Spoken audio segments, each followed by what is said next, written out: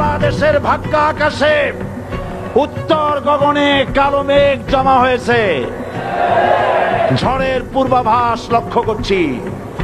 বাংলাদেশের প্রখ্যাত ইসলামী চিন্তাবিদ ও বাংলাদেশ জামায়াতে ইসলামীর সাবেক নায়েবে আমির মাওলানা দেলোয়ার হোসেন সাঈদীর মৃত্যু নিয়ে নতুন করে আলোচনা শুরু হয়েছে। তার মৃত্যুর পেছনে ভারতের গোয়েন্দা সংস্থা এর ভূমিকা থাকার অভিযোগ উঠেছে।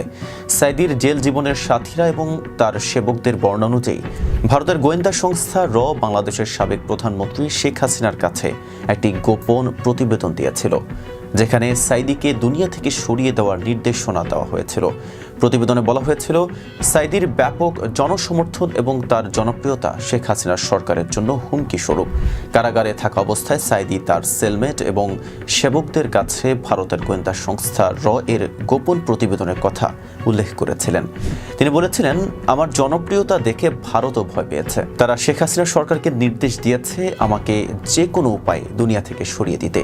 সাঈদী তখন বলেছিলেন, তার বিরুদ্ধে মানবতা বিরোধী মামলা এবং ফাঁসির রায় ভারতের চক্রান্তের একটা অংশ। উল্লেখ্য, 2023 সালের 13 আগস্ট দুপুরের দিকে দেলোয়ার হোসেন সাঈদীকে কাশিমপুর কেন্দ্রীয় কারাগারের পার্ট 1 থেকে অনেকটা সুস্থ অবস্থায় গাজীপুরের তাজউদ্দিন মেডিকেল কলেজ হাসপাতালে পাঠিয়েছিল কারা কর্তৃপক্ষ।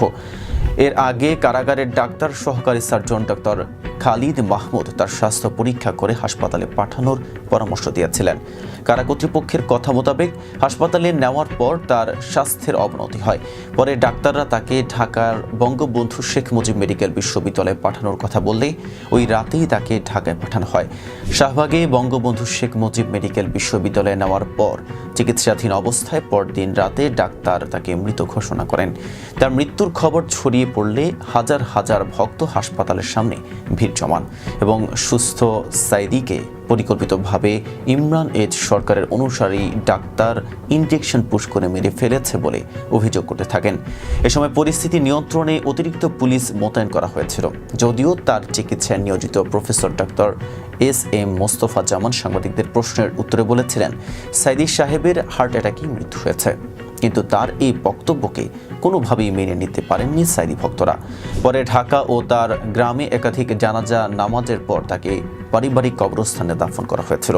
যদিও এই ঘটনার 2 মাস পর 2023 সালের 1 অক্টোবর দেলোয়ার হোসেন সাঈদীর ছেলে মাসুদ সাঈদী সাংবাদিকদের কাছে বলেছিলেন, কারাগার থেকে সুস্থ সাঈদীকে এনেই পরিকল্পিতভাবে হত্যা করেছিল হাসিনা সরকার। হাসিনা আমাদেরকে সে সুযোগ দেয়নি, শুধু তাকে সুযোগই দেয়নি, বরং পরিকল্পিতভাবে তাকে তারা দুনিয়া থেকে বিদায় করে দিয়েছে।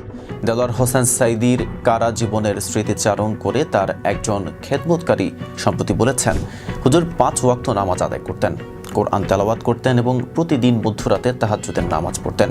ফজরের নামাজের পরই তিনি ঘুমাতেন। কারাগারে তার উপর কঠোর নজরদারি ছিল।